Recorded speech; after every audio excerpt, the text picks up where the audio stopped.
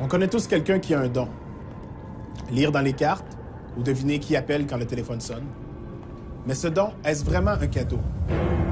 En tout cas, pas dans les légendes urbaines.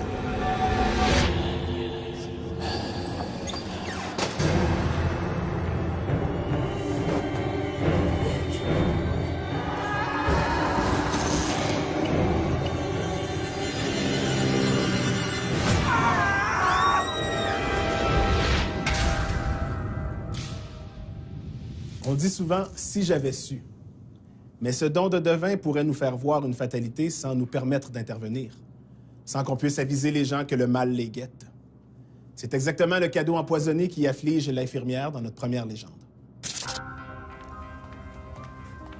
Cette infirmière avait un don qu'elle tenait de sa grand-mère, semblait-il. Et c'était le genre de don qui était vraiment pas un cadeau, surtout avec le métier qu'elle pratiquait.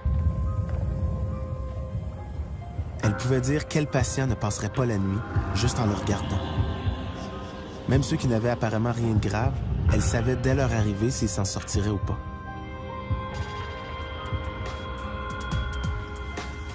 Et ça ne servait à rien d'intervenir. La mort avait choisi son heure. Rien ne pouvait l'arrêter. Un jour, elle en a eu assez de ce don qui la rendait à moitié folle. Elle a consulté un médium qui lui a expliqué la façon de se débarrasser de son talent particulier.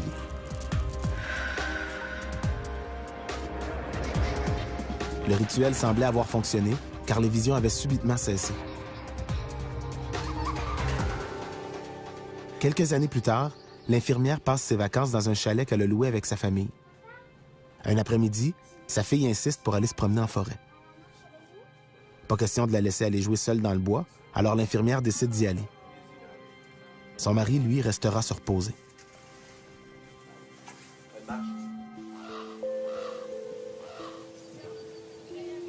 Leur escapade terminée, elles reprennent le chemin du chalet. Subitement, la petite lâche la main de sa mère et se met à courir.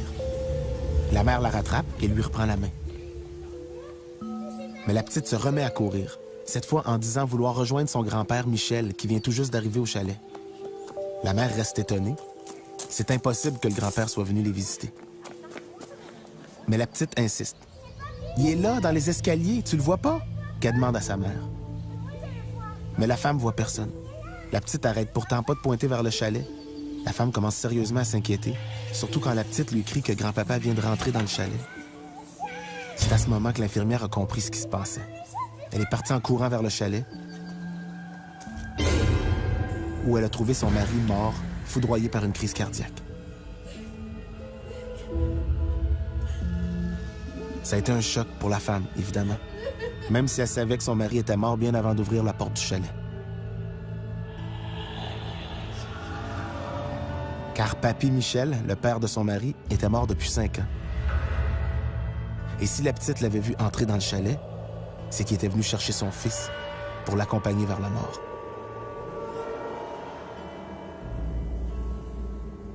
L'infirmière a compris que sa fille avait hérité de ce tragique don qu'elle croyait pourtant disparu.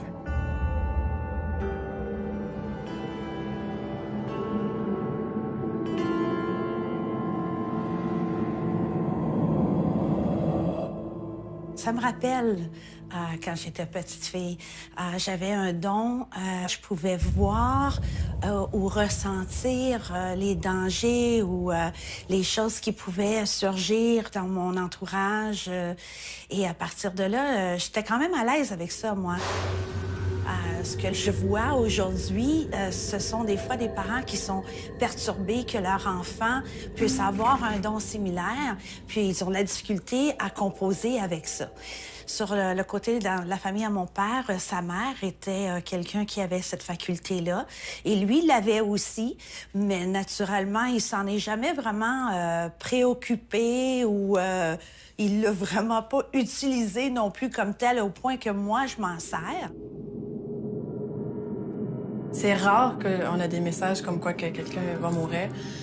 Mais ça m'est arrivé une fois, j'avais une cliente où est-ce que son père était dans un autre pays et puis j'ai reçu le message comme quoi qu'il allait décéder dans quelques mois. Et le pourquoi qu'on me disait de lui dire, c'est qu'elle puisse avoir le temps de le voir avant qu'il s'en aille parce que personne ne savait qu'il était malade à ce moment-là. sauf lui. Alors, fait que c'est ça, fait que je lui ai dit ce que j'avais reçu. J'avais pas de date précise, mais je savais que ça allait prendre 6 à 8 mois à peu près. Puis j'ai dit, ce serait le temps d'aller voir ton père, etc. Alors, elle est allée justement dans son autre pays pour aller voir son père et passer du temps, elle a passé un mois avec. Et effectivement, il est décédé pas longtemps après. Alors, ça arrive des fois, mais c'est rare. Il y a beaucoup de scientifiques qui ont fait des études de ce genre-là, sur les prédictions, par exemple, et c'est relativement facile à faire comme étude. On prend une personne qui prétend pouvoir prédire l'avenir ou la mort, et on lui demande de faire des prédictions, et on vérifie 3 mois plus tard, ou 6 mois plus tard, ou 1 an plus tard, combien se sont vérifiés. Et beaucoup de scientifiques, effectivement, se sont penchés là-dessus, parce que ce serait assez extraordinaire de découvrir qu'un don comme ça puisse exister. Imaginez que ce soit possible qu'il existe quelque chose qui émane d'une personne qui est sur le point de mourir, une onde, une odeur, n'importe quoi. Ce serait drôlement utile en médecine. Ça permettrait peut-être de prévenir certains décès à l'avance, peut-être de retarder le moment du décès, peut-être de mieux préparer la famille. Bien sûr que beaucoup de médecins adoreraient pouvoir découvrir quelque chose. Les études où on essaie de voir si quelqu'un peut prédire la mort ont malheureusement jamais rien trouvé en ce sens-là. Des légendes de prémonition de mort, il y en a plusieurs, c'est certain. Entre autres, là, j'en ai entendu parler, là, il y avait des enfants qui se promenaient, puis il y en a un qui a vu un homme étendu par terre, tout mouillé, les yeux ouverts. Puis il y a un des petits-enfants qui est allé voir, puis il a dit « c'est mon père ». Mais les autres enfants ne le voyaient pas. Et puis par après, il a su que son père s'était noyé. Alors ça c'est une légende que j'ai entendue. Est-ce que c'est une légende vraie? Je ne sais pas, mais c'est sûr que les prémonitions, ça arrive de plusieurs façons. Ça peut être un rêve, ça peut être une image mentale, un ressenti. C'est certain que quelqu'un qui prétend pouvoir prédire le futur, l'intuition, la mémoire sélective va jouer un rôle. Parce que si cette personne-là est convaincue, elle croit dur comme fer qu'elle a un pouvoir, bien, chaque fois que sa prédiction s'est réalisée, elle va s'en souvenir, ça va provoquer une émotion très positive chez elle, et elle va peut-être balayer sous le tapis les prédictions qui ne sont pas réalisées. Au bout de l'année, elle va avoir cette impression qu'elle a prédit plein de choses parce qu'elle va se souvenir, puis ses souvenirs vont se concentrer sur les prédictions réussies et elle va oublier les autres. C'est ça qu'on appelle la mémoire sélective. Bien, ça, c'est un thème qui est exploité depuis toujours en magie, en mentalisme aussi. Donc, on essaie de faire revenir des esprits, là. On appelle ça des séances, souvent, là. Donc, on va essayer de donner l'impression à un petit groupe de personnes qu'il y a une présence, un esprit ou quelque chose comme ça. Donc, c'est sûr qu'on utilise tous les moyens qu'on peut trouver pour essayer de faire croire à la présence d'esprit. Donc, ça peut passer là, de tables ou de chaises qui bougent, en passant par une certaine époque, ils utilisaient du coton fromage pour donner l'impression qu'il y a de l'ectoplasme qui sortait. Bon, peu importe. Là. Donc, c'est sûr que c'est un thème qui revient souvent en magie, là, de faire croire à la présence d'esprit. D'ailleurs, à Hollywood, au Magic Castle, qui est un peu la Mecque de la magie en Amérique du Nord, il y a une séance Houdini, qui est faite sous forme de spectacle, évidemment, là, où on essaie de refaire revenir la présence du célèbre magicien. La première question, comme journaliste, que je me poserais, c'est quelle est la source? Qui a raconté cette histoire-là pour la première fois? Est-ce qu'on est capable de remonter à l'origine puis se demander comment ça a commencé? Et en général, quand on fait ce genre de recherche-là, on se rend compte que l'histoire à l'origine n'était pas du tout celle qui nous est racontée maintenant. À l'origine, il y avait juste une infirmière toute seule dans l'hôpital. Et d'autres personnes ont ajouté un mari, puis d'autres lui ont ajouté une fille. C'est le jeu du téléphone. L'histoire est tellement répercutée de personne en personne qu'elle ne ressemble plus à la fin du tout à ce qu'elle était à l'origine. Et donc, la question clé, c'est quoi la source d'origine de cette histoire-là? Est-ce que cette petite fille-là a vu la présence de quelqu'un, surtout la présence du grand-père? Là, peut-être est-ce que c'est qu'on lui avait montré une photo du grand-père puis qu'elle a associé des traits physiques avec quelqu'un qu'elle a vu. On s'entend, moi, ma fille, des fois, voit quelqu'un avec une barbichette puis dit « Ah, c'est mon papa. » Bon, peu importe. Là. C'est pas qu'elle sait que c'est moi son papa, mais elle associe le trait à quelqu'un d'autre. Donc, c'est peut-être juste ça qui s'est passé à ce moment-là. Puis parce qu'il y a eu un décès, bien, c'est sûr qu'on essaie de se l'expliquer, on essaie de trouver des façons d'expliquer tout ça, puis de trouver un sens. Donc, possiblement qu'on a dit « Ah, bien, la petite fille savait qu'il s'était passé quelque chose. » Mais en réalité, c'est juste qu'elle a vu quelqu'un passer, puis ça lui a fait penser à son grand-père. Donc...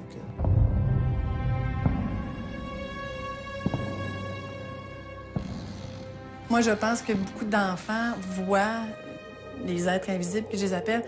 Et ça peut être plusieurs choses. Il y en a qui appellent ça des fantômes, mais ça, c'est une partie là, des êtres qu'on voit. On a tous des guides spirituels. Nos ancêtres, ils viennent nous visiter constamment. Et les enfants, ils les voient, ça, à un certain âge. À un moment donné, c'est sûr qu'à répétition, si les parents leur disent ah, « c'est juste un ami imaginaire, il n'y a personne », c'est comme s'ils fermaient la petite antenne, mais les enfants ils voient beaucoup, pas mal plus que ce que les adultes en voient.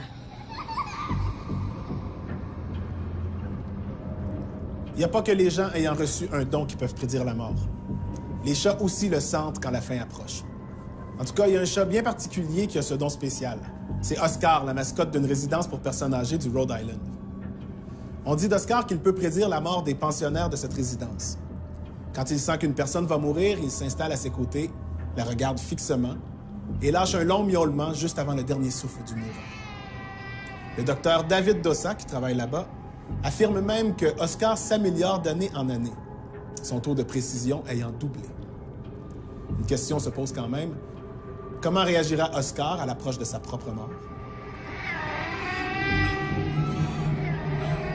Les perceptions des chiens, des chats, ça fait partie des choses qui sont beaucoup étudiées effectivement par des biologistes. Parce qu'on se pose des questions, si par exemple qu'ils ont un odorat 1000 fois plus développé que le nôtre, alors il n'est pas impossible qu'une personne sur le point de mourir émane une odeur, quelque chose qu'un chien ou un chat pourrait percevoir. De là à dire que le chien ou le chat puisse comprendre que cette personne-là est sur le point de mourir, ça c'est une autre paire de manches. Après la pause, un nouveau voisin qui nous connaît mieux que quiconque. Prédire l'avenir, c'est seulement une des facettes des dons psychiques. Il y a des gens qui peuvent déterminer l'emplacement d'une source d'eau ou d'une mine d'or juste en marchant sur un terrain. Il y a aussi les arrêteurs de sang, le plus populaire étant sûrement Damien Lauzon de Saint-Jérôme. En 1969, son neveu de 6 ans soupait avec ses parents quand il s'est mis à saigner abondamment du nez. Ses parents ont tout fait pour arrêter le sang. Des compresses, des pincements de nez, mais rien ne fonctionnait. Ils ont même amené l'enfant à l'urgence où personne ne put contrôler l'hémorragie. Sur le chemin du retour, l'enfant saignait tellement abondamment qu'il en a perdu connaissance. La mère, paniquée, a donc décidé d'aller chercher le vieil oncle Damien, qui avait la réputation d'arrêter le sang. Damien a couché l'enfant sur la table de la cuisine, puis il s'est concentré. Il a posé ses mains au-dessus du corps du petit, sans le toucher. Quelques minutes après, il est sorti de la cuisine. Non seulement les saignements avaient cessé, mais l'enfant n'a plus jamais saigné du nez. Ce serait formidable de trouver un talent comme ça. On n'aurait plus besoin d'anticoagulants, il y a plein de médicaments dont on n'aurait plus besoin, ça serait miraculeux. Mais malheureusement, toutes les recherches qui ont été faites là-dessus n'ont rien permis de découvrir de probants. Puis il faut se rappeler que le sang, ça s'arrête aussi naturellement de couler dans bien des cas. Si on était tous, à part les hémophiles, quand on a une blessure, elle va se coaguler par elle-même. Donc, il y a probablement beaucoup d'histoires de ces arrêteurs de sang qui ont imposé les mains, mais bon, bien, finalement, ils n'auraient pas imposé les mains, puis le sang aurait arrêté de couler de toute façon au bout de quelques minutes. Alors forcément, un pouvoir comme ça se vérifie facilement. Effectivement, on l'amène à l'hôpital, on l'amène à l'urgence, on lui fait faire ses opérations, ses manipulations. C'est facile donc de vérifier au bout de quelques jours, quelques semaines, si les patients qu'il a approchés sont plus nombreux à avoir été guéris ou à avoir eu leur hémorragie stoppée que les autres. Un autre don psychique qui fait l'objet de plusieurs légendes, c'est la capacité qu'ont deux personnes à communiquer ensemble, à distance, sans moyens technologiques. On appelle ça la télépathie, et c'est le sujet de notre prochaine légende. Sébastien vivait dans une banlieue, avec sa femme et sa petite fille. Une petite famille ordinaire, dans une maison ordinaire, dans un quartier où les maisons se ressemblent toutes. Sébastien, c'était un père très attentionné. Comme il avait été adopté à la naissance, il savait combien c'était important pour un jeune enfant d'avoir des parents très présents. Et il avait l'intention d'être un père très impliqué dans l'éducation de sa petite Alice. C'est lui qui avait choisi le prénom de la petite, un prénom qu'il avait toujours aimé, mais sans trop savoir pourquoi. Alors, comme il était un père responsable, il était économe, il avait un très bon emploi, comptable dans une PME, Il faisait du ski l'hiver, du golf l'été, et il avait toujours été fidèle à Marie-Claude, sa femme depuis maintenant presque 10 ans. Et il entretenait de très bonnes relations avec ses voisins. Alors, c'est pourquoi il avait été tellement déçu d'apprendre qu'il déménageait, et la maison s'est vendue rapidement. Il n'était pas surpris parce que c'était une maison exactement comme la sienne, et c'était un très beau quartier. Quelques jours après la vente de la maison d'à côté, il remarque que sa fille s'amuse avec une nouvelle petite amie, probablement la fille des nouveaux voisins. Quelle chance, elle a exactement le même âge que sa fille. Et elle s'appelle aussi Alice. Toute une coïncidence, hein? 2 petites brunettes qui s'entendent à merveille. Sa femme et lui devront bientôt aller se présenter aux parents maintenant que les 2 petites avaient fait connaissance. Donc, Sébastien et sa femme, Marie-Claude, se rendent chez leurs voisins pour leur offrir une belle tarte maison. Marie-Claude, va répondre, s'il vous plaît, qu'ils entendent de l'autre côté de la porte. Là, vraiment, c'était tout un hasard. Non seulement la petite s'appelait Alice, comme sa fille, mais la femme s'appelait Marie-Claude, comme sa propre épouse. « OK, François, j'y vais. » Ah, au moins le gars, lui, il s'appelait pas Sébastien. La nouvelle voisine répond donc à la porte, sous le choc, leur dit d'attendre, referme la porte. C'est vrai que les 2 petites se ressemblent beaucoup et que même les 2 femmes ont des traits communs. Mais sa réaction était vraiment trop radicale pour que ce soit rien que ça. Quand le mari se présente enfin, ça a été au tour de Sébastien et sa famille d'être sous le choc. Parce que François était le sosie parfait de Sébastien. Lui aussi était comptable, lui aussi faisait du ski et du golf, et lui aussi avait été adopté à la naissance. Et c'est également François qui avait choisi le prénom Alice pour sa fille.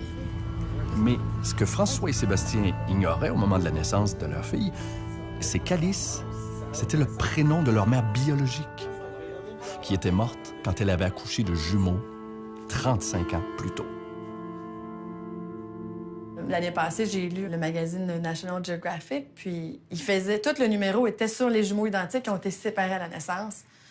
Et c'était tous des exemples de... Ils ont nommé l'enfant le même nom, ils ont marié une personne qui avait le même nom, quasiment la même année. En tout cas, c'est fou, les exemples, là. Fait que pour moi, c'est pas du tout une légende. Veux pas, on a le même ADN, on est dans le même utérus, on est dans la même sac. L'énergie est comme fusionnée. Je pense qu'on garde cette espèce de courant-là. C'est un peu comme si on était connecté sur Internet là, tout le temps avec son jumeau, puis il y a comme quelque chose qui se passe. On peut faire une recherche bêtement statistique, se demander il y a combien de jumeaux en Amérique du Nord, par exemple. Et les statistiques nous disent que c'est 3 % de la population, ce qui veut dire qu'en Amérique du Nord, au moins 10 millions de personnes sont des jumeaux. Alors, sur un nombre aussi énorme, il est à peu près inévitable qu'il y en ait qui aient vécu des vies qui se ressemblent beaucoup. Ajoutez à ça le fait que 2 jumelles, par exemple, sont nées évidemment le même jour, ont la même apparence physique, ont connu les mêmes films, est exposées à la même culture. Il y a peut-être même, qui sait, des prédispositions génétiques qui font qu'elles sont plus intéressées à la musique ou au sport, aux mathématiques. Ça augmente les chances qu'elles tombent en amour avec le même genre de gars. Et donc, les chances sont beaucoup plus élevées que dans le lot, sur les 10 millions, il y a des coïncidences qui nous paraissent bizarres, mais qui sont tout à fait normales. Moi, je pense pas que c'est une légende, parce que je suis jumelle et identique. Et effectivement, on a des connexions au-delà de qu'on peut comprendre. C'est comme un lien psychique, si on veut. Il y a tellement de coïncidences là, qui se passent entre jumelles. Là. Puis, bon, on se connaît, on n'a pas été adoptés ou séparés à la naissance, mais des petits détails, là... Je vais me lever un matin, puis j'ai une chanson dans la tête, puis ma sœur est à côté, puis elle chante la chanson que j'ai dans ma tête, mais que je l'ai pas chantée à voix haute. Moi, c'est ça, mon mari, je l'ai rencontré dans un cours de danse swing, puis l'année d'après, quasiment jour pour jour, ma sœur a rencontré... Ils sont pas mariés, mais c'est tout comme, là, ils ont 3 enfants. Ils ont rencontré son conjoint dans un cours de danse swing, et c'est un peu, vraiment un pur hasard, là. Il y a énormément de coïncidences comme ça dans nos vies. C'est clair que ça fait penser un peu justement au thème de la synchronicité là, que les mentalistes utilisent très souvent. Là. Il y a même des routines où on va placer 2 personnes dans des salles différentes. On va toucher à une personne, puis la personne dans l'autre salle a senti quelque chose. Donc, c'est clair que c'est quelque chose qui est très théâtral, là, que les magiciens vont se servir comme thème. Là. Bon, évidemment, il y a un truc dans notre cas. Là. Donc, voilà. Mais c'est sûr qu'avec des jumeaux, c'est encore plus intéressant. Il y a la CIA, entre autres, qui a déjà fait des expériences pour voir s'il n'y avait pas des liens télépathiques entre jumeaux. On essayait d'endormir un des deux jumeaux, puis on essayait de voir si l'autre ressentait quelque chose. Donc, il y a eu plusieurs expériences comme ça. Bon, est-ce qu'il y a eu un résultat? Je ne crois pas, là, mais bon. Une de ces histoires qui revient souvent sur Internet, des jumeaux qui auraient vécu des histoires similaires, semblables, c'est des Jim et James qui auraient été étudiés par des scientifiques à l'Institut Liobac de Jacksonville, en Floride. Bien, ça, c'est le genre de détail qu'on peut vérifier rapidement. Puis il se trouve qu'il n'y a pas d'Institut Liobac à Jacksonville, en Floride. On n'arrive pas à trouver un institut de ce nom-là qui aurait fait des études sur les jumeaux. Les jumeaux, séparés à la naissance, ont quand même, eux aussi, de l'énergie. Hein? C'est de l'énergie. L'âme est une énergie et c'est une énergie que l'être humain reçoit à la naissance et continue. C'est notre senti, c'est nos 5 sens. Il ne faut pas les oublier. Hein? Le jumeau va avoir cette sensibilité-là d'avoir l'impression de manquer quelque chose ou manquer quelqu'un. Alors, cette fois-là, j'imagine que ces deux âmes ont décidé de se réincarner ensemble pour cheminer d'une façon individuelle au début et par la suite se retrouver. Des fois, même, c'est émotif, là. Ma sœur est triste, puis là, je suis triste, puis ça vient de nulle part, puis je comprends pas. Puis j'appelle ma sœur, puis c'est toi qui es triste. Je vais pas être triste de nulle part, là. C'est comme, je ressens son émotion. Fait que des fois, il faut apprendre à se séparer un peu. C'est pas toujours facile. Plusieurs légendes urbaines exploitent ce don de télépathie entre jumeaux, souvent unis par la fatalité du destin. Par exemple, dans l'une de ces légendes, on raconte qu'un homme qui se rendait aux funérailles de son frère jumeau en moto a eu un accident exactement au même endroit où son frère s'était tué quelques jours auparavant. Et dans la saison 2, nous vous avons présenté la légende qui prétend qu'un étudiant en médecine a fait une crise cardiaque quand il a découvert sur la table d'autopsie un corps qui lui ressemblait beaucoup trop. Évidemment, il ne savait pas qu'il était en train de disséquer le corps de son frère jumeau, dont il ignorait l'existence. Ma croyance, selon toutes les expériences que j'ai eues et les témoignages que j'ai eus de mes clients et tout, avant qu'on ait, on se fait un peu un plan de match. Là, on décide nos grandes lignes. Le reste, on va laisser ça au choix, au libre arbitre. Oui, là, je pense que les jumeaux, ça peut être, c'est ça, deux amoureux qui voulaient pas se lâcher, puis ils ont dit, bon, ben la prochaine vie, on va être des jumeaux, des jumelles. Ça peut être des meilleurs amis qui ont décidé de pas se quitter. Une mère et un enfant, ça peut être ça aussi. Bien, c'est toujours les mêmes 2 ou 3 histoires qu'on ressort sur les sites web et dans les romans. Les médias ne nous parleront en revanche jamais des 99,9 % de jumeaux qui ont vécu des vies tout à fait différentes et qui n'ont absolument aucune coïncidence bizarre dans leur vie. Il y a une prof de psychologie à l'Université de Trois-Rivières qui aurait vécu une expérience très étrange. Elle la raconte à ses étudiants à toutes les sessions. Pendant quelques années, elle suivait un jeune garçon de 10 ans qui avait des problèmes d'agressivité. Un jour, qui était assis à son bureau, il aurait été contrarié par quelque chose qu'elle avait dit, puis il s'est mis en colère. Là, tout ce qui se trouvait sur son bureau à elle est tombé par terre, comme balayé par la force de pensée du petit garçon. Pendant une autre rencontre, il a réussi à soulever une chaise et à la fracasser contre le mur, juste en la fixant. Les manifestations sont devenues de plus en plus violentes. Puis pendant une colère incontrôlable du petit, elle aurait reçu des éclats de verre en plein visage à cause de son verre d'eau qui avait éclaté. Elle a même dû retirer un crayon qui s'était planté dans son bras. Comme psychologue, elle était armée pour régler des problèmes d'agressivité, pas pour contrôler le don de télékinésie du petit. Il aurait été envoyé en institut psychiatrique, puis il serait complètement isolé dans une chambre vide pour le restant de ses jours.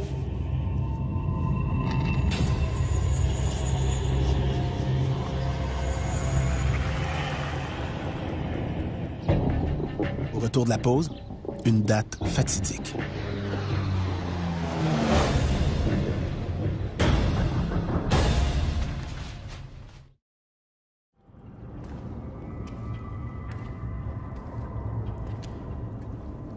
Si le don de deviner le futur est bien réel, comment expliquer qu'autant de grandes catastrophes se produisent sans jamais que personne n'intervienne? Le 11 septembre 2001, par exemple. Est-il possible que parmi tous les gens qui prétendent avoir des dons de voyance, personne ne l'ait vu venir? Certains affirment que Nostradamus avait prédit l'attentat quand il a écrit au 16e siècle que 2 sœurs jumelles seraient écrasées dans la ville de York au 21e siècle. Il y a aussi l'écrivain Morgan Robertson, qui a publié 14 ans avant le naufrage du Titanic l'histoire d'un paquebot géant nommé Titan qui coulait après avoir frappé un iceberg. Peut-être aussi que les auteurs de ces récits, tout comme les gens qui rêvent à des catastrophes, ne savent tout simplement pas qu'il s'agit d'une prédiction, comme c'est le cas dans notre prochaine légende.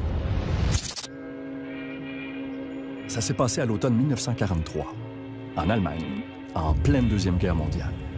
Malgré la peur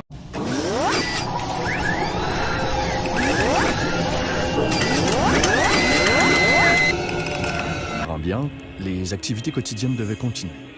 Personne ne savait ce qui allait se passer et tous s'attendaient, inquiets, l'issue du conflit.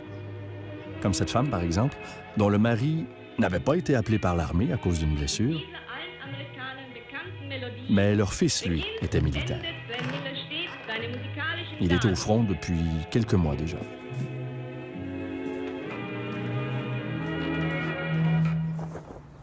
Depuis, le moindre signe d'un combat qui s'intensifiait rendait la femme très nerveuse. Comme cet avion qui s'approchait. Elle entendait le moteur rugir. Il est passé tout près. Elle a retenu son souffle quand la trappe de largage de l'avion s'est ouverte subitement, juste au-dessus d'elle, pour larguer des feuilles de papier. Des centaines de feuilles blanches recouvraient maintenant son terrain.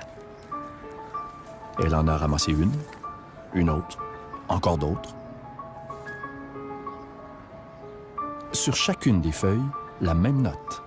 6 juin 1944. Une date qui devait survenir quelques mois plus tard. La femme s'est précipitée vers la maison pour avertir son mari.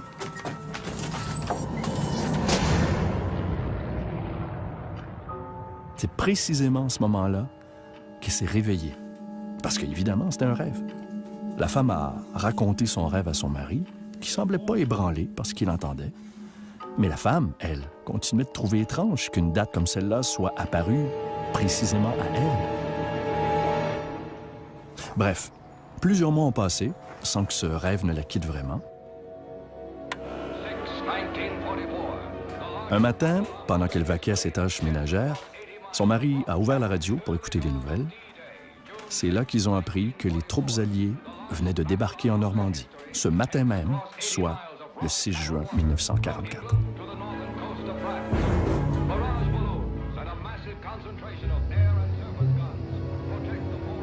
Ce débarquement a entraîné la mort de nombreux militaires des deux côtés du conflit,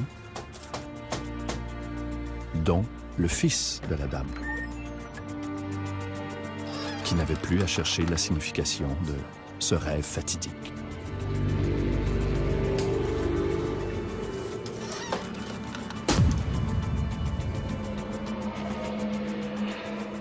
Moi, c'est sûr que quand j'ai des prédictions, des visions, c'est très rare que j'ai une date, mais je sais que ça arrive, il y a des gens qui voient des dates précises. Je sais, j'ai lu sur une médium américaine qu'elle avait prédit l'assassinat de John F. Kennedy, et elle lui avait même communiqué, elle avait dit, je pense que ça avait rapport avec la ville, elle avait dit, telle date, je veux pas que tu allé à cette ville-là, puis elle avait dit, oh non, bon, on connaît l'histoire, là, il est arrivé ce qui est arrivé. Donc, il y a des gens qui sont capables de voir des dates précises sur certaines choses qui vont arriver. On est devant deux difficultés qui sont très courantes. La première, c'est remonter à la source. Est-ce que ça s'est vraiment passé comme elle le prétend? La deuxième, c'est que les rêves, on le sait tous, on se réveille tous le matin avec un vague souvenir d'un rêve qui a provoqué une grande émotion chez nous, mais on ne se souvient pas vraiment des détails. C'est très facile, si dans le jour qui suit se produit un événement qui nous semble correspondre au rêve, c'est très facile pour nos souvenirs de s'entremêler et donc on se convainc soi-même que le rêve correspondait à l'événement. Mais en réalité, ils étaient peut-être très différents à l'origine, mais nos souvenirs étant ce qu'ils sont, incertains, un peu confus, bien, les deux, le rêve et l'événement, s'entremêlent. Oui, bien, c'est sûr, c'est une époque différente. Hein? C'est une époque où, bon, c'est la guerre, il y a des enfants, il y a des maris qui sont à l'étranger. Donc, c'est sûr que c'est une situation qui est très difficile à vivre. Donc, très souvent, les gens vont essayer de trouver un mécanisme pour compenser, pour essayer de se rassurer, pour essayer au moins d'avoir un brin d'espoir. À ma connaissance, il n'y a pas de prémonitions historiques qui ont été avérées, pour la bonne raison que c'est très difficile quand on a une seule source, une personne qui prétend 10 ans plus tard que « Ah, j'avais prédit ça », c'est très difficile de le vérifier. Souvent, les prédictions qu'on a sont très vagues. Il y aura un tremblement de terre au Chili l'année prochaine. Le problème, c'est qu'il y a toujours des tremblements de terre au Chili. C'est une zone propice à ça.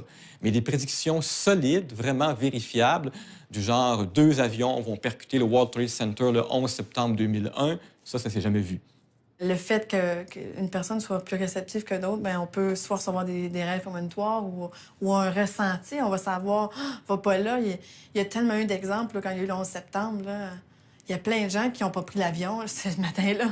Il est arrivé quelque chose, ils ne le sentaient pas, ou il y avait des coïncidences qui ont fait qu'ils n'ont pas pris l'avion, puis une chance qu'ils ne l'avaient pas pris, ou il n'avait pas été travaillé. Alors, James Randi et les sceptiques américains offrent un gros lot, littéralement, d'1 million de dollars à quiconque prétend avoir des pouvoirs paranormaux et qui serait capable de le démontrer. Ça veut dire qu'une personne qui, par exemple, prétend pouvoir prédire l'avenir, bien, on l'invite quelque part, on lui demande de faire des prédictions, on la filme, bien sûr, des prédictions vérifiables pour les 3 prochains mois ou les 6 prochains mois.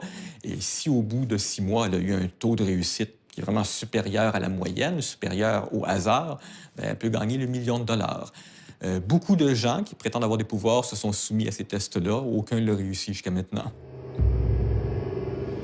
Même la meilleure des médiums, je pense pas qu'elle va être capable de prédire plus précis que 80 % il y a toujours des zones grises. Le futur, il y a toujours quelque chose qui bouge. Il y a tellement de libre arbitre et de choix. Comme la dame qui a prédit, le médium qui a prédit l'assassinat de JFK, il y a plein de choses qu'elle a prédit qui sont pas arrivées.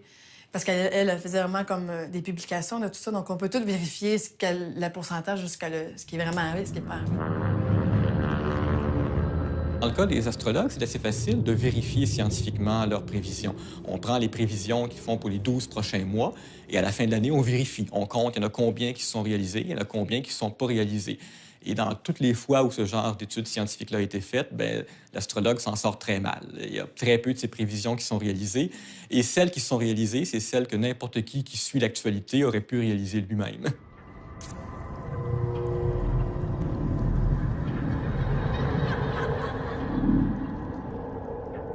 L'une des plus populaires légendes entourant le naufrage du Titanic prétend que 5 ans avant le drame, le docteur William Edward Minahan, un Britannique, aurait visité un camp de gitans au cours d'un voyage. Un gitan lui aurait alors prédit son avenir.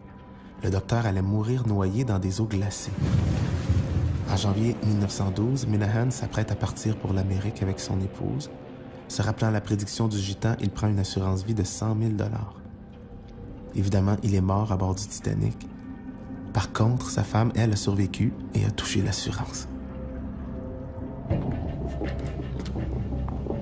Après la pause, terreur dans l'ascenseur.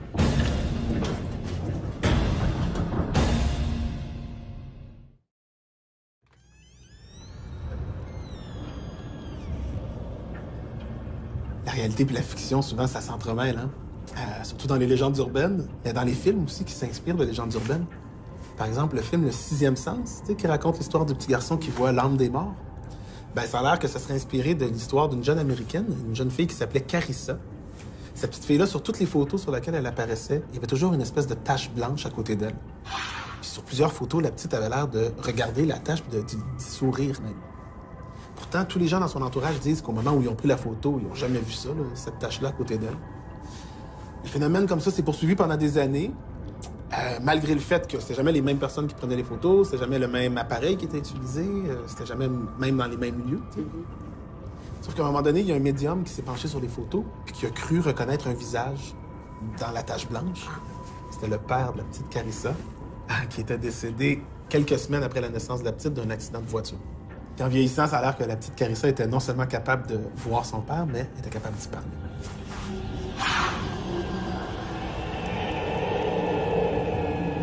Premièrement, depuis toujours, les gens essaient de trouver ce genre d'apparition-là sur des photos. Donc, on s'entend que dès qu'il y a une photo qui a une tache, qui a été mal imprimée, qui a un reflet de lumière, bon, etc., c'est clair que les gens pensent « Ah, il y a quelque chose de spécial. » là. Des fois, là, ça peut juste être l'éclairage qui est pas bon. Là.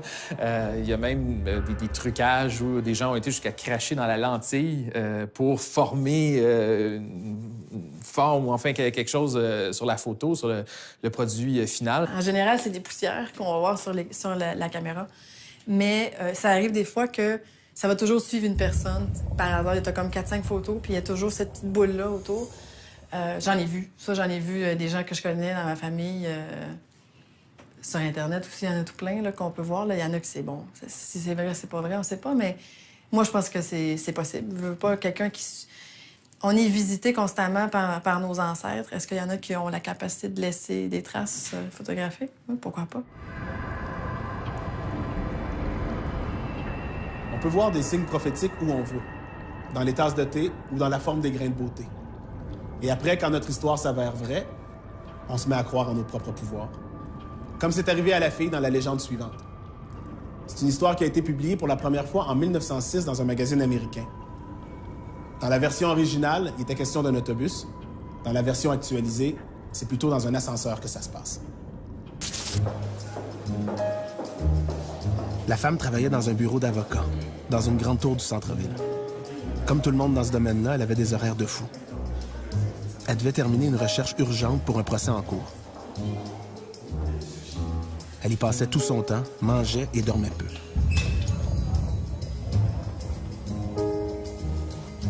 Cette journée-là, elle avait de plus en plus de difficultés à se concentrer. Ça faisait plus de 20 heures en ligne qu'elle bûchait sur le même dossier. Elle s'est donc permis une petite sieste. Elle a même rêvé qu'elle rentrait à la maison. Elle marchait seule, il faisait froid. Il y avait un vent très inhabituel pour cette période de l'année. Une voiture qui passait devant elle a attiré son attention. Le véhicule a ralenti et s'est arrêté à sa hauteur. C'était un corbillard. Le conducteur a baissé la vitre et l'a regardé comme s'il la connaissait. Ensuite, il lui a ouvert la portière et lui a dit presque trop calmement « Embarquez. Il reste encore une place. » La fille trouvait ça très étrange. Inquiète, elle s'est éloignée en courant. C'est à ce moment-là qu'elle s'est réveillée. Elle a réalisé qu'elle serait en retard si elle ne remettait pas son dossier dans les prochaines minutes. Elle a ramassé sa paperasse. On l'attendait dans la salle des audiences au rez-de-chaussée, 22 étages plus bas. Elle devait attraper le prochain ascenseur et vite. Elle attendait impatiemment que l'ascenseur arrive. La porte s'est enfin ouverte. La fille est venue pour embarquer, mais elle a subitement changé d'idée. Elle a laissé la porte se refermer devant elle, même si elle était très pressée. Qu'est-ce qu'il y avait dans l'ascenseur pour la repousser comme ça? On le verra après la pause. Avant la pause, une femme qui travaille pour un bureau d'avocat dans une grande tour du centre-ville décide de faire une sieste après avoir travaillé sans relâche pendant des heures. Elle fait un drôle de cauchemar. Un corbillard s'arrête devant elle et le chauffeur l'invite à embarquer en lui disant qu'il ne reste qu'une seule place. Mais elle se réveille subitement. Elle doit remettre un dossier très attendu. Elle court prendre l'ascenseur. Elle commence à s'impatienter quand la porte s'ouvre enfin. Elle vient pour embarquer, mais se ravise. Le portier venait juste d'ouvrir la grille. Elle le reconnaît. C'est le chauffeur du corbillard dans son rêve. Elle l'a sans doute croisé plusieurs fois sans s'en rendre vraiment compte. L'homme lui fait signe d'entrer en ajoutant « Embarquez, il reste encore une place. » Elle trouve ça de plus en plus bizarre.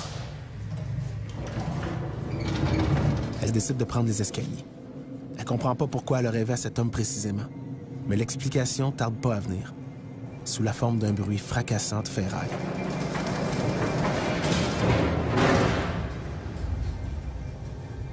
L'ascenseur s'était détaché et précipité dans le vide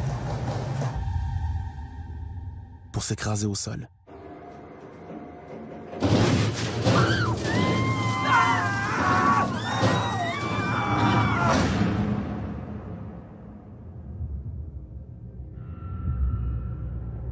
Aucun occupant n'a survécu.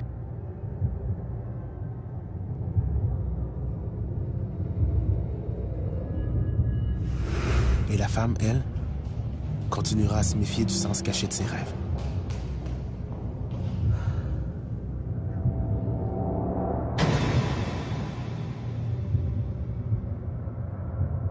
Peut-être juste qu'elle prenait les escaliers tout court. Hein? Soit que ça allait plus vite, soit parce qu'elle voulait se garder en forme, peu importe. C'est sûr que quand il arrive quelque chose comme ça, les gens ont tendance à vouloir le raconter. Hein? On dit « Ah, tu devineras jamais ce qui s'est passé au travail l'autre jour. » Donc, c'est sûr que si on pense à ça, ben, quitte à raconter l'histoire, aussi bien la raconter de façon intéressante.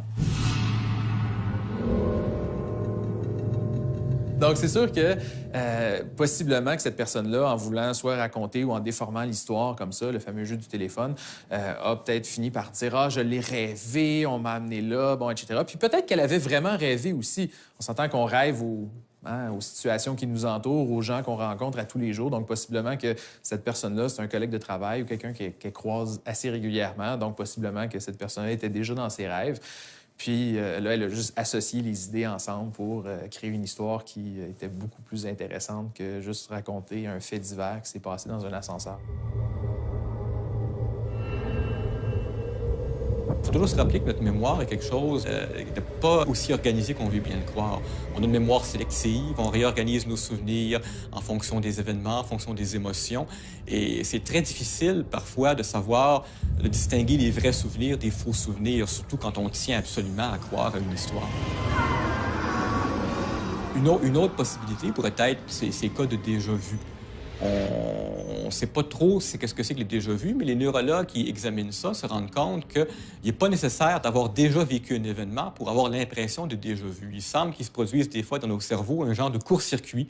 On est devant un événement, on observe quelque chose, on a cette impression de l'avoir déjà vécu alors qu'il n'en est rien. C'est comme si c'était deux neurones qui s'étaient mal connectés et ça peut expliquer des fois des impressions bizarres qu'on a de prédire le futur ou d'avoir déjà vécu un événement.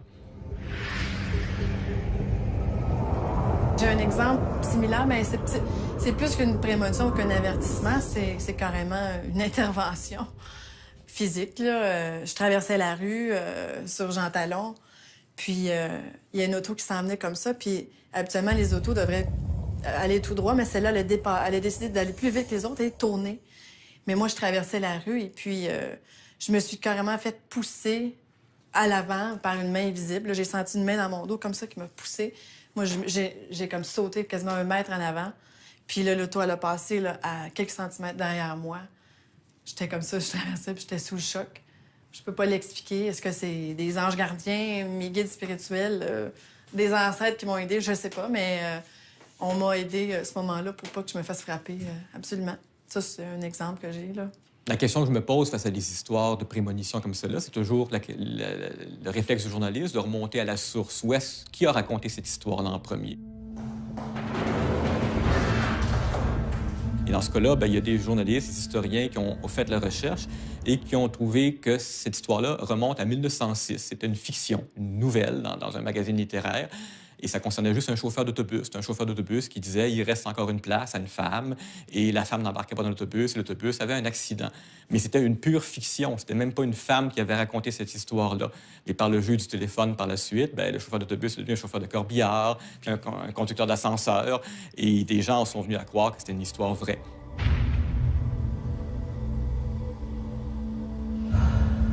Personnellement, ça m'est jamais arrivé, c'est jamais arrivé à personne autour de moi. Puis à chaque fois que je tombe sur des situations un peu paranormales, malheureusement, j'ai tendance à les associer assez facilement à des tours de magie ou à des trucs que les mentalistes présentent. Donc, moi, c'est mon travail de recréer ça dans un contexte théâtral. Donc, c'est clair que personnellement, je veux pas passer pour un sceptique fini. Là. Je suis ouvert à l'idée, mais c'est jamais arrivé qu'aucune situation m'amène à y croire ou à penser que c'est possible. Donc, voilà, qui sait, peut-être un jour. Des prophéties en tout genre et des rêves prémonitoires ont été recensés par milliers tout au long de l'histoire. Donc, la prochaine fois que vous vous réveillerez en ayant l'impression d'avoir vu l'avenir, prenez des notes. Vous êtes peut-être devin. Et si c'est pas le cas, vos écrits pourraient quand même générer d'excellentes légendes urbaines.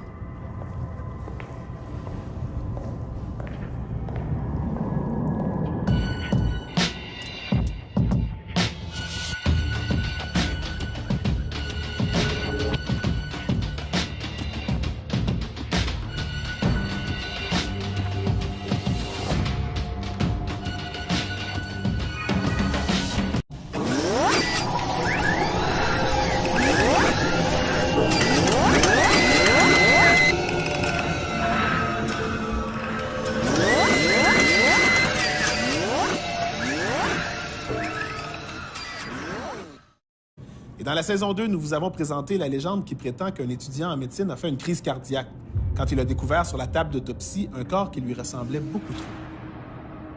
Évidemment, il ne savait pas qu'il était en train de disséquer le corps de son frère jumeau, dont il ignorait l'existence.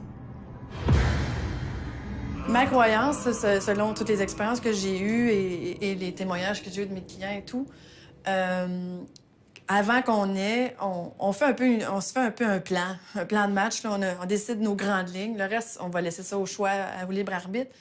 Oui, là, je pense que les jumeaux, ça peut être, c'est ça, deux amoureux qui voulaient pas se lâcher, puis ils ont dit, bon, ben la prochaine vie, on va être des jumeaux, des jumelles. Ça peut être des meilleurs amis qui ont décidé de pas se quitter. Une mère et un enfant, ça peut être ça aussi. Bien, c'est toujours les mêmes 2 ou 3 histoires qu'on ressort sur les sites web et dans les romans. Les médias ne nous parleront en revanche jamais des 99,9 % de jumeaux qui ont vécu des vies tout à fait différentes et qui n'ont absolument aucune coïncidence bizarre dans leur vie. Il y a une prof de psychologie à l'Université de Trois-Rivières qui aurait vécu une expérience très étrange. Elle la raconte à ses étudiants à toutes les sessions. Pendant quelques années, elle suivait un jeune garçon de 10 ans qui avait des problèmes d'agressivité. Un jour, qui était assis à son bureau, il aurait été contrarié par quelque chose qu'elle avait dit, puis il s'est mis en colère. Là, tout ce qui se trouvait sur son bureau à elle est tombé par terre, comme balayé par la force de pensée du petit garçon. Pendant une autre rencontre, il a réussi à soulever une chaise et à la fracasser contre le mur, juste en la fixant. Les manifestations sont devenues de plus en plus violentes. Puis pendant une colère incontrôlable du petit, elle aurait reçu des éclats de verre en plein visage à cause de son verre d'eau qui avait éclaté. Elle a même dû retirer un crayon qui s'était planté dans son bras. Comme psychologue, elle était armée pour régler des problèmes d'agressivité, pas pour contrôler le don de télékinésie du petit. Il aurait été envoyé en institut psychiatrique, puis il serait complètement isolé dans une chambre vide pour le restant de ses jours.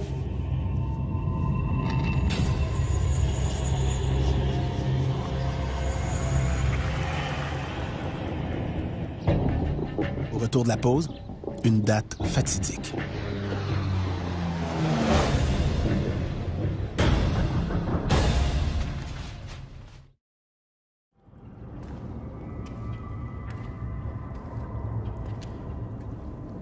Si le don de deviner le futur est bien réel, comment expliquer qu'autant de grandes catastrophes se produisent sans jamais que personne n'intervienne?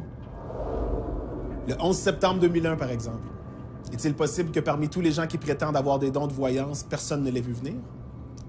Certains affirment que Nostradamus avait prédit l'attentat quand il a écrit au 16e siècle que 2 sœurs jumelles seraient écrasées dans la ville de York au 21e siècle.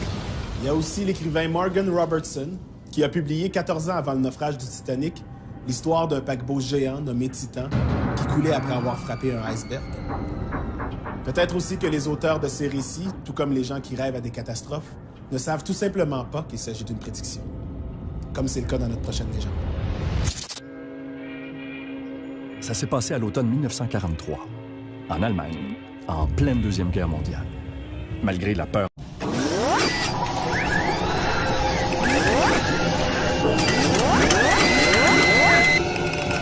ambiante, les activités quotidiennes devaient continuer. Personne ne savait ce qui allait se passer et tous s'attendaient, inquiets, l'issue du conflit. Comme cette femme, par exemple, dont le mari n'avait pas été appelé par l'armée à cause d'une blessure, mais leur fils, lui, était militaire. Il était au front depuis quelques mois déjà.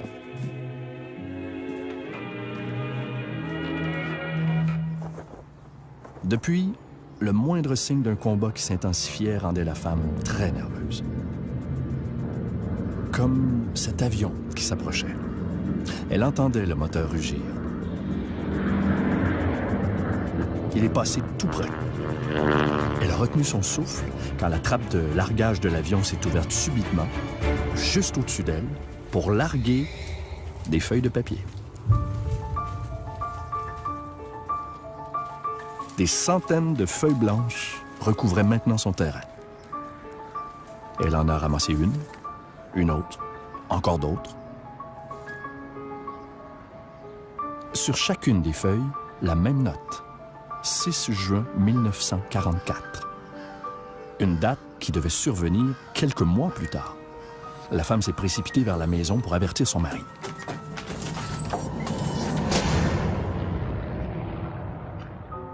C'est précisément à ce moment-là qu'elle s'est réveillée. Parce qu'évidemment, c'était un rêve.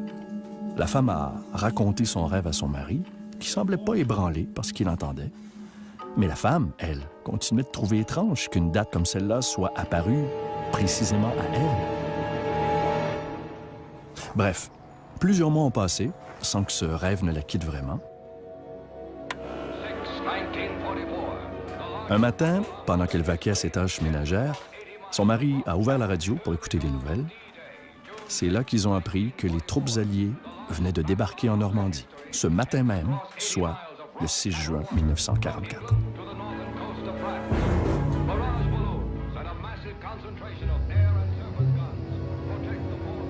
Ce débarquement a entraîné la mort de nombreux militaires des deux côtés du conflit, dont le fils de la dame, qui n'avait plus à chercher la signification de ce rêve fatidique.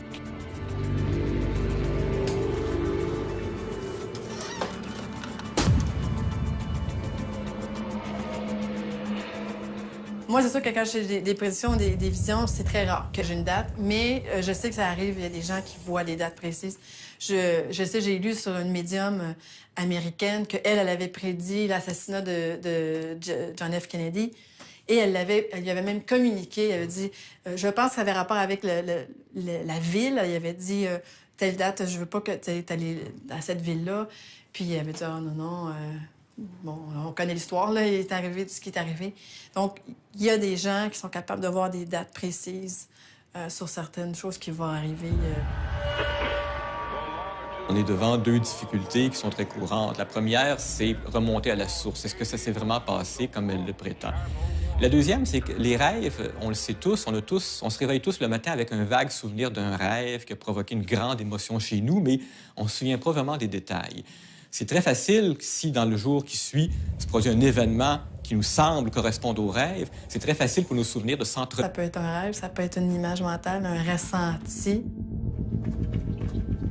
C'est certain que quelqu'un qui prétend pouvoir prédire le futur, l'intuition, la mémoire sélective va jouer un rôle. Parce que si cette personne-là est convaincue, elle croit dur comme fer qu'elle a un pouvoir, bien, chaque fois que sa prédiction s'est réalisée, elle va s'en souvenir, ça va provoquer une émotion très positive chez elle, et elle va peut-être balayer sous le tapis les prédictions qui ne sont pas réalisées. Au bout de l'année, elle va avoir cette impression qu'elle a prédit plein de choses parce qu'elle va se souvenir, puis ses souvenirs vont se concentrer sur les prédictions réussies et elle va oublier les autres. C'est ça qu'on appelle la mémoire sélective. Bien, ça, c'est un thème qui est exploité depuis toujours en magie, en mentalisme aussi. Donc, on essaie de faire revenir des esprits, là. On appelle ça des séances, souvent, là. Donc, on va essayer de donner l'impression à un petit groupe de personnes qu'il y a une présence, un esprit ou quelque chose comme ça. Donc, c'est sûr qu'on utilise tous les moyens qu'on peut trouver pour essayer de faire croire à la présence d'esprit. Donc, ça peut passer là, de tables ou de chaises qui bougent, en passant par une certaine époque, ils utilisaient du coton-fromage pour donner l'impression qu'il y a de l'ectoplasme qui sortait. Bon, peu importe. Là. Donc, c'est sûr que c'est un thème qui revient souvent en magie, là, de faire croire à la présence d'esprit. D'ailleurs, à Hollywood, au Magic Castle, qui est un peu la Mecque de la magie en Amérique du Nord, il y a une séance Houdini, qui est faite sous forme de spectacle, évidemment, là, où on essaie de refaire revenir la présence du célèbre magicien. La première question, comme journaliste, que je me poserais, c'est quelle est la source? Qui a raconté cette histoire-là pour la première fois? Est-ce qu'on est capable de remonter à l'origine puis se demander comment ça a commencé? Et en général, quand on fait ce genre de recherche-là, on se rend compte que l'histoire à l'origine n'était pas du tout celle qui nous est racontée maintenant. À l'origine, il y avait juste une infirmière toute seule dans l'hôpital. Et on est d'autres personnes ont ajouté un mari, puis d'autres lui ont ajouté une fille. C'est le jeu du téléphone. L'histoire est tellement répercutée de personne en personne qu'elle ne ressemble plus à la fin du tout à ce qu'elle était à l'origine. Et donc, la question clé, c'est quoi la source d'origine de cette histoire-là? Est-ce que cette petite fille-là a vu la présence de quelqu'un, surtout la présence du grand-père? Là, peut-être est-ce que c'est qu'on lui avait montré une photo du grand-père puis qu'elle a associé des traits physiques avec quelqu'un qu'elle a vu. On s'entend, moi, ma fille, des fois, voit quelqu'un avec une barbichette puis dit « Ah, c'est mon papa. » Bon, peu importe. Là. C'est pas qu'elle sait que c'est moi son papa, mais elle associe le trait à quelqu'un d'autre. Donc, c'est peut-être juste ça qui s'est passé à ce moment-là.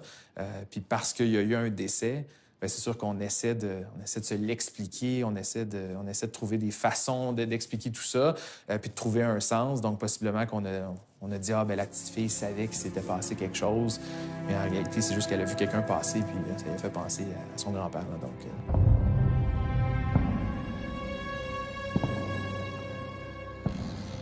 Moi, je pense que beaucoup d'enfants voient les êtres invisibles, que je les appelle. Et ça peut être plusieurs choses. Il y en a qui appellent ça des fantômes, mais ça, c'est une partie là, des êtres qu'on voit. On a tous des guides spirituels. Nos ancêtres, ils viennent nous visiter constamment. Et les enfants, ils voient ça à un certain âge. À un moment donné, c'est sûr qu'à répétition, si les parents leur disent « c'est juste un ami imaginaire, il n'y a personne », c'est comme s'ils fermaient la petite antenne, mais les enfants ils voient beaucoup, pas mal plus que ce que les adultes en voient. Il n'y a pas que les gens ayant reçu un don qui peuvent prédire la mort. Les chats aussi le sentent quand la fin approche. En tout cas, il y a un chat bien particulier qui a ce don spécial. C'est Oscar, la mascotte d'une résidence pour personnes âgées du Rhode Island. On dit d'Oscar qu'il peut prédire la mort des pensionnaires de cette résidence. Quand il sent qu'une personne va mourir, il s'installe à ses côtés, la regarde fixement et lâche un long miaulement juste avant le dernier souffle du mourant. Le docteur David Dossa, qui travaille là-bas, affirme même que Oscar s'améliore d'année en année, son taux de précision ayant doublé. Une question se pose quand même. Comment réagira Oscar à l'approche de sa propre mort? Les perceptions des chiens, des chats, ça fait partie des choses qui sont beaucoup étudiées effectivement par des biologistes. Parce qu'on se pose des questions, si par exemple qu'ils ont un odorat 1000 fois plus développé que le nôtre, alors il n'est pas impossible qu'une personne sur le point de mourir émane une odeur, quelque chose qu'un chien ou un chat pourrait percevoir. De là à dire que le chien ou le chat puisse comprendre que cette personne-là est sur le point de mourir, ça c'est une autre paire de manches. Après la pause, un nouveau voisin qui nous connaît mieux que quiconque. Prédire l'avenir, c'est seulement une des facettes des dons psychiques. Il y a des gens qui peuvent déterminer l'emplacement d'une source d'eau ou d'une mine d'or juste en marchant sur un terrain. Il y a aussi les arrêteurs de sang, le plus populaire étant sûrement Damien Lauzon de Saint-Jérôme. En 1969, son neveu de 6 ans soupait avec ses parents quand il s'est mis à saigner abondamment du nez. Ses parents ont tout fait pour arrêter le sang. Des compresses, des pincements de nez, mais rien ne fonctionnait. Ils ont même amené l'enfant à l'urgence où personne ne put contrôler l'hémorragie. Sur le chemin du retour, l'enfant saignait tellement abondamment qu'il en a perdu connaissance. La mère, paniquée, a donc décidé d'aller chercher le vieil oncle Damien, qui avait la réputation d'arrêter le sang.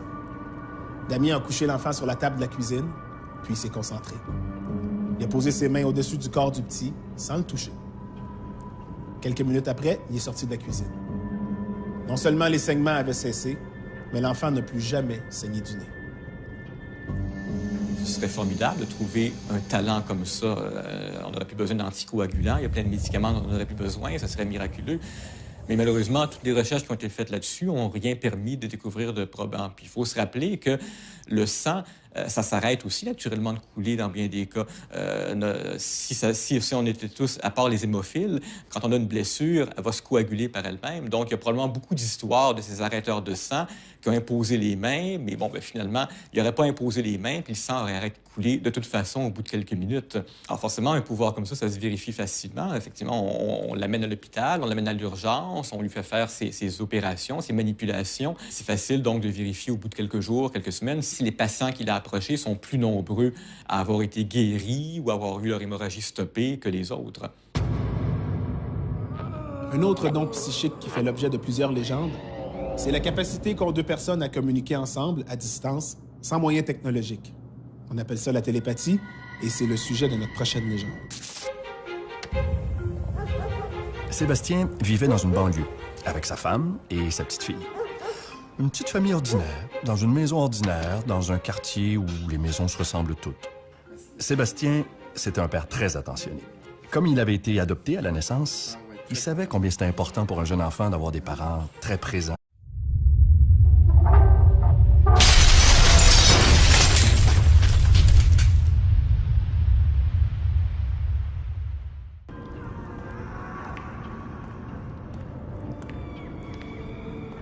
On connaît tous quelqu'un qui a un don. Lire dans les cartes ou deviner qui appelle quand le téléphone sonne. Mais ce don, est-ce vraiment un cadeau? En tout cas, pas dans les légendes urbaines.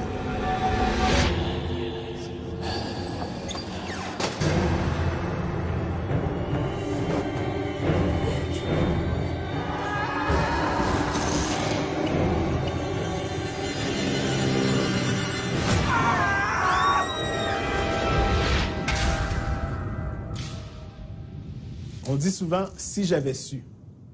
Mais ce don de devin pourrait nous faire voir une fatalité sans nous permettre d'intervenir, sans qu'on puisse aviser les gens que le mal les guette.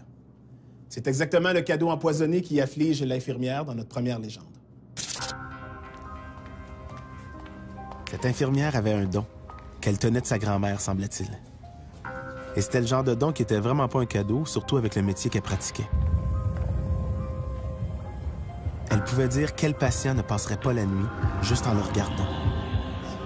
Même ceux qui n'avaient apparemment rien de grave, elle savait dès leur arrivée s'ils s'en sortiraient ou pas.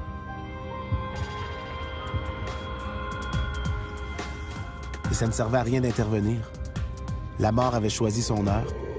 Rien ne pouvait l'arrêter. Un jour, elle en a eu assez de ce don qui la rendait à moitié folle. Elle a consulté un médium qui lui a expliqué la façon de se débarrasser de son talent particulier.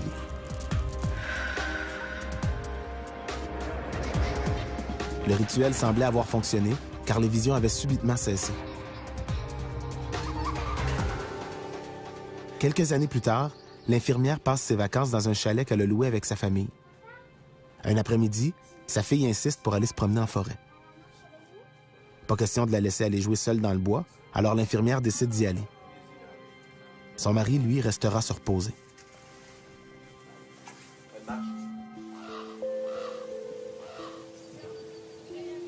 Leur escapade terminée, elles reprennent le chemin du chalet. Subitement, la petite lâche la main de sa mère et se met à courir. La mère la rattrape et lui reprend la main. Mais la petite se remet à courir, cette fois en disant vouloir rejoindre son grand-père Michel, qui vient tout juste d'arriver au chalet. La mère reste étonnée. C'est impossible que le grand-père soit venu les visiter. Mais la petite insiste. « Il est là, dans les escaliers, tu le vois pas? » qu'elle demande à sa mère. Mais la femme voit personne. La petite arrête pourtant pas de pointer vers le chalet. La femme commence sérieusement à s'inquiéter, surtout quand la petite lui crie que grand-papa vient de rentrer dans le chalet. C'est à ce moment que l'infirmière a compris ce qui se passait. Elle est partie en courant vers le chalet, où elle a trouvé son mari mort, foudroyé par une crise cardiaque. Ça a été un choc pour la femme, évidemment, même si elle savait que son mari était mort bien avant d'ouvrir la porte du chalet. Car Papy Michel, le père de son mari, était mort depuis 5 ans. Et si la petite l'avait vu entrer dans le chalet, c'est qu'il était venu chercher son fils pour l'accompagner vers la mort.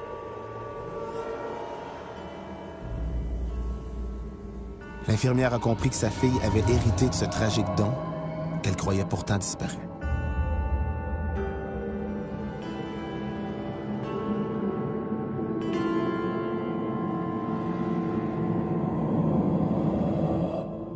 Ça me rappelle quand j'étais petite fille, j'avais un don, je pouvais voir ou ressentir les dangers ou les choses qui pouvaient surgir dans mon entourage. Et à partir de là, j'étais quand même à l'aise avec ça, moi. Ce que je vois aujourd'hui, ce sont des fois des parents qui sont perturbés que leur enfant puisse avoir un don similaire, puis ils ont de la difficulté à composer avec ça. Sur le côté de la famille à mon père, sa mère était quelqu'un qui avait cette faculté-là. Et lui, il l'avait aussi, mais naturellement, il s'en est jamais vraiment préoccupé ou il l'a vraiment pas utilisé non plus comme tel au point que moi, je m'en sers. C'est rare qu'on a des messages comme quoi que quelqu'un va mourir, mais ça m'est arrivé une fois, j'avais une cliente où est-ce que son père était dans un autre pays et puis j'ai reçu le message comme quoi qu'il allait décéder dans quelques mois. Et le pourquoi qu'on me disait de lui dire, c'est qu'elle puisse avoir le temps de le voir avant qu'il s'en aille, parce que personne ne savait qu'il était malade à ce moment-là, sauf lui. Alors, fait que c'est ça, fait que je lui ai dit, ce que j'avais reçu. J'avais pas de date précise, mais je savais que ça allait prendre 6 à 8 mois à peu près. J'ai dit, ce serait le temps d'aller voir ton père, etc. Alors, elle est allée justement dans son autre pays pour aller voir son père et passer du temps, elle a passé un mois avec. Et effectivement, il est décédé pas longtemps après. Alors, ça arrive des fois, mais c'est rare. Il y a beaucoup de scientifiques qui ont fait des études de ce genre-là, sur les prédictions, par exemple, et c'est relativement facile à faire comme étude. On prend une personne qui prétend pouvoir prédire l'avenir ou la mort, et on lui demande de faire des prédictions, et on vérifie 3 mois plus tard, ou 6 mois plus tard, ou 1 an plus tard, combien se sont vérifiés. Et beaucoup de scientifiques, effectivement, se sont penchés là-dessus, parce que ce serait assez extraordinaire de découvrir qu'un don comme ça puisse exister. Imaginez que ce soit possible qu'il existe quelque chose qui émane d'une personne qui est sur le point de mourir, une onde, une odeur, n'importe quoi. Ce serait drôlement utile en médecine. Ça permettrait peut-être de prévenir certains décès à l'avance, peut-être de retarder le moment du décès, peut-être de mieux préparer la famille. Bien sûr que beaucoup de médecins adoreraient pouvoir découvrir quelque chose. Les études où on essaie de voir si quelqu'un peut prédire la mort ont malheureusement jamais rien trouvé en ce sens-là. Des légendes de prémonition de mort, il y en a plusieurs, c'est certain. Entre autres, là, j'en ai entendu parler, là, il y avait des enfants qui se promenaient, puis il y en a un qui a vu un homme étendu par terre, tout mouillé, les yeux ouverts. Puis il y a un des petits-enfants qui est allé voir, puis a dit « c'est mon père ». Mais les autres enfants ne le voyaient pas. Et puis par après, il a su que son père s'était noyé. Alors ça c'est une légende que j'ai entendue. Est-ce que c'est une légende vraie? Je ne sais pas, mais c'est sûr que les prémonitions, ça arrive de plusieurs façons.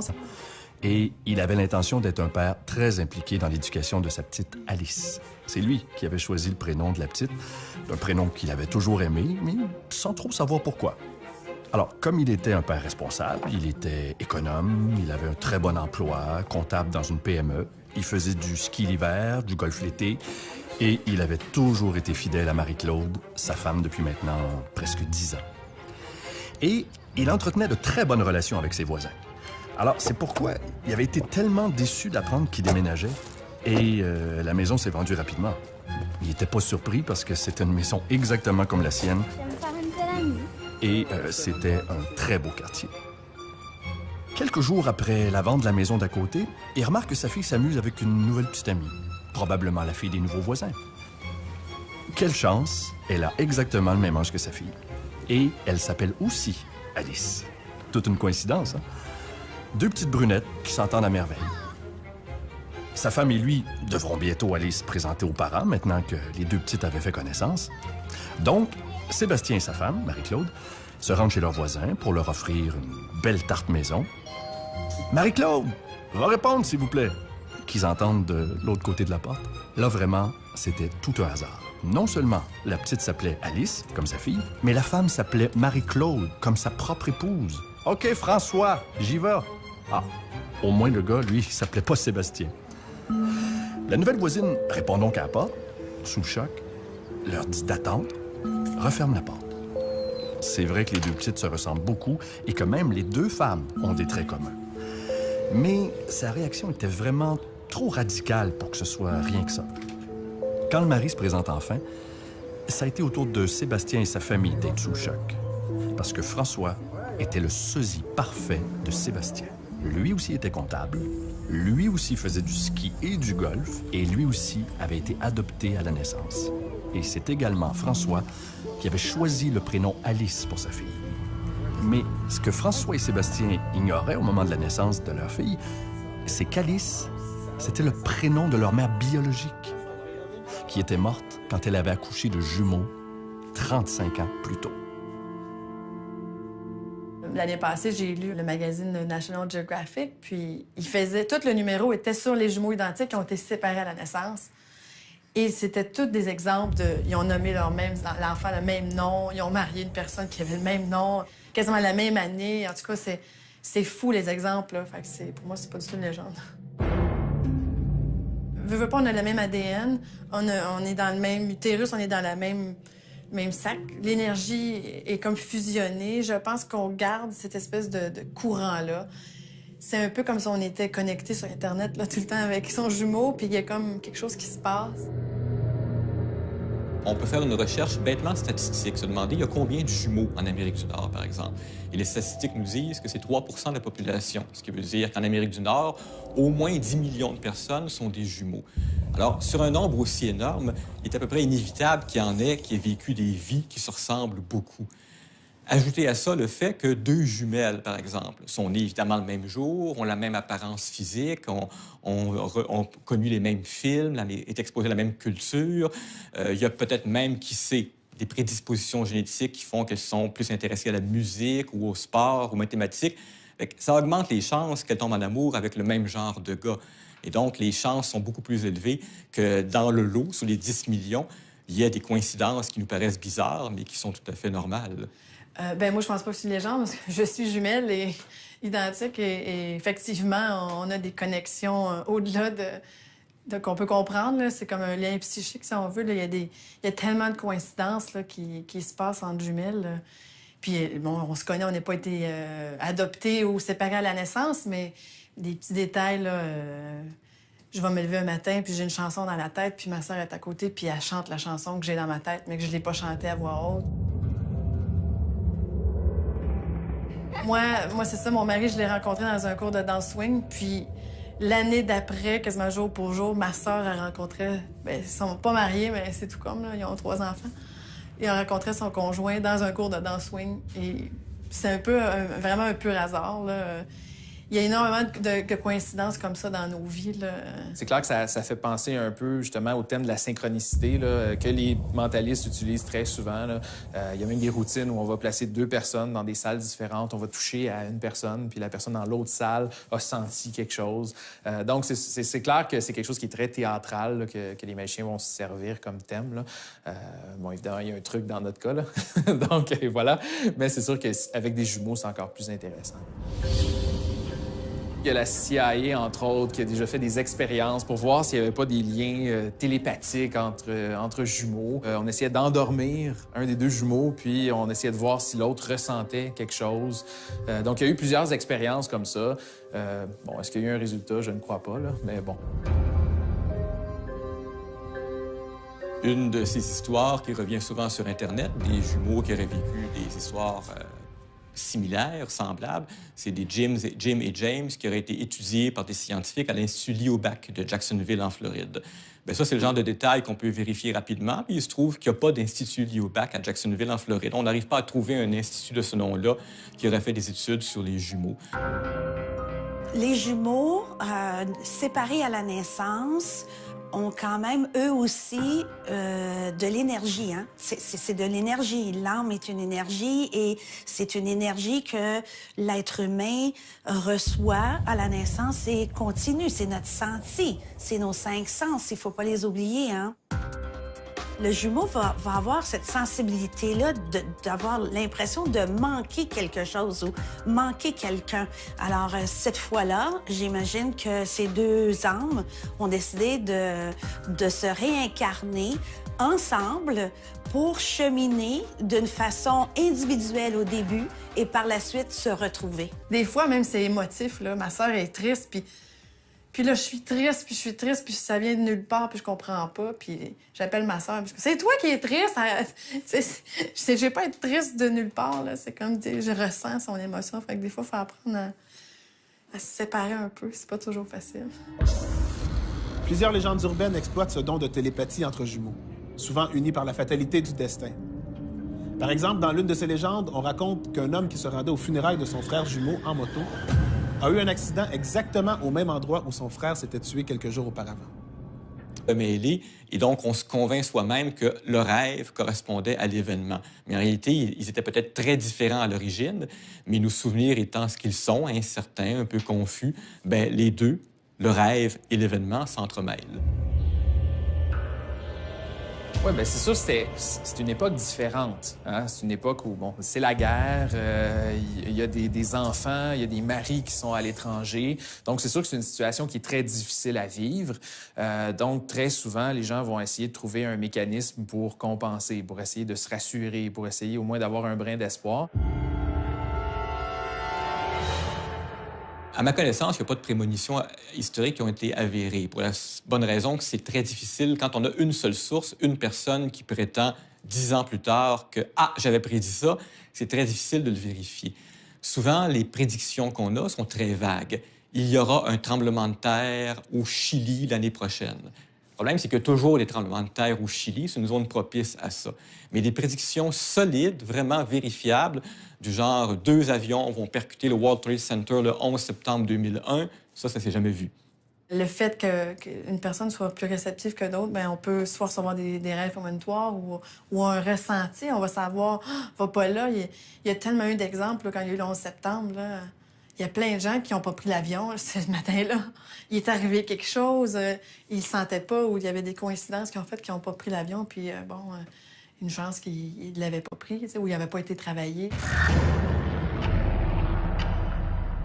Alors, James Randi et les sceptiques américains offrent un gros lot, littéralement, d'1 million de dollars à quiconque prétend avoir des pouvoirs paranormaux et qui serait capable de le démontrer. Ça veut dire qu'une personne qui, par exemple, prétend pouvoir prédire l'avenir, bien, on l'invite quelque part, on lui demande de faire des prédictions, on la filme, bien sûr, des prédictions vérifiables pour les 3 prochains mois ou les 6 prochains mois. Et si au bout de 6 mois, elle a eu un taux de réussite qui est vraiment supérieur à la moyenne, supérieur au hasard, bien, elle peut gagner le 1 million de dollars. Beaucoup de gens qui prétendent avoir des pouvoirs se sont soumis à ces tests-là. Aucun ne l'a réussi jusqu'à maintenant. Même la meilleure des médiums, je pense pas qu'elle va être capable de prédire plus précis que 80 Il y a toujours des zones grises. Le futur, il y a toujours quelque chose qui bouge. Il y a tellement de libre arbitre et de choix. Comme la dame qui a prédit, le médium qui a prédit l'assassinat de JFK, il y a plein de choses qu'elle a prédit qui ne sont pas arrivées. Parce qu'elle faisait vraiment comme des publications de tout ça. Donc, on peut tout vérifier le pourcentage jusqu'à ce qui est vraiment arrivé et ce qui n'est pas arrivé. Dans le cas des astrologues, c'est assez facile de vérifier scientifiquement leurs prévisions. On prend les prévisions qu'ils font pour les 12 prochains mois et à la fin de l'année, on vérifie. On compte, il y en a combien qui se sont réalisés, il y en a combien qui ne sont pas réalisés.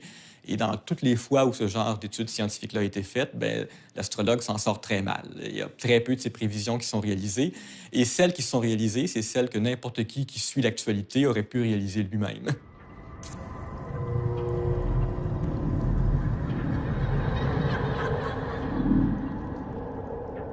L'une des plus populaires légendes entourant le naufrage du Titanic prétend que 5 ans avant le drame, le docteur William Edward Minahan, un Britannique, aurait visité un camp de gitans au cours d'un voyage.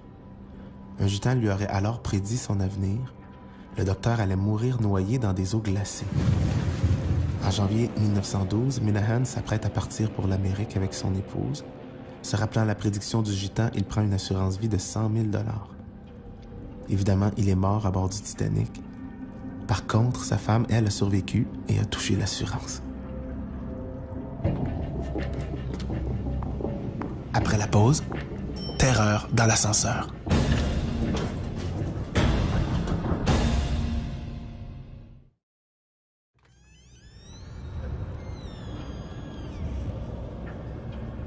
La réalité et la fiction, souvent, ça s'entremêle, hein?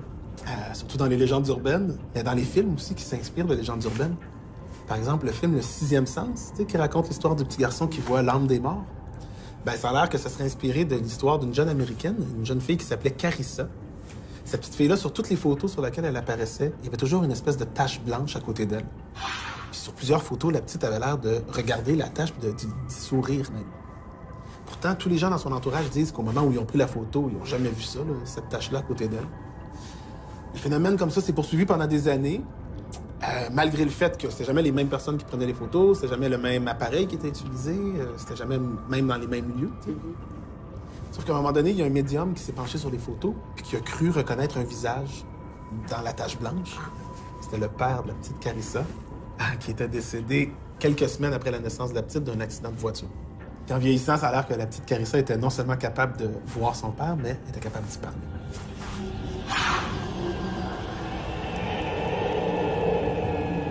Premièrement, depuis toujours, les gens essaient de trouver ce genre d'apparition-là sur des photos. Donc, on s'entend que dès qu'il y a une photo, qu'il y a une tache, qui a été mal imprimé, qui a un reflet de lumière, bon, etc., c'est clair que les gens pensent « Ah, il y a quelque chose de spécial. » Des fois, là, ça peut juste être l'éclairage qui est pas bon. Là.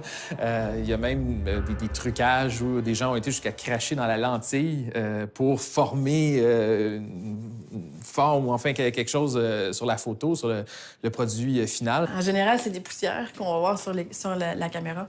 Mais ça arrive des fois que ça va toujours suivre une personne. Par hasard, il y a comme 4-5 photos, puis il y a toujours cette petite boule-là autour. J'en ai vu. Ça, j'en ai vu des gens que je connais dans ma famille. Sur Internet aussi, il y en a tout plein qu'on peut voir. Là. Il y en a que c'est bon. Si c'est vrai, c'est pas vrai, on sait pas. Mais moi, je pense que c'est possible. Je veux pas quelqu'un qui... On est visité constamment par nos ancêtres. Est-ce qu'il y en a qui ont la capacité de laisser des traces photographiques? Oui, pourquoi pas?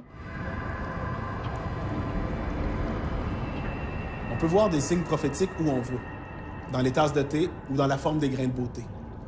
Et après, quand notre histoire s'avère vraie, on se met à croire en nos propres pouvoirs. Comme c'est arrivé à la fille dans la légende suivante.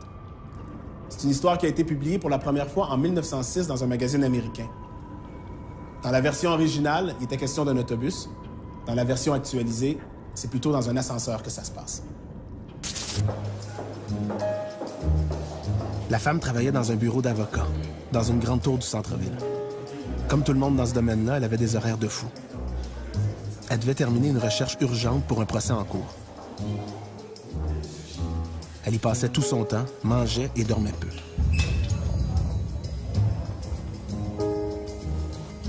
Cette journée-là, elle avait de plus en plus de difficultés à se concentrer.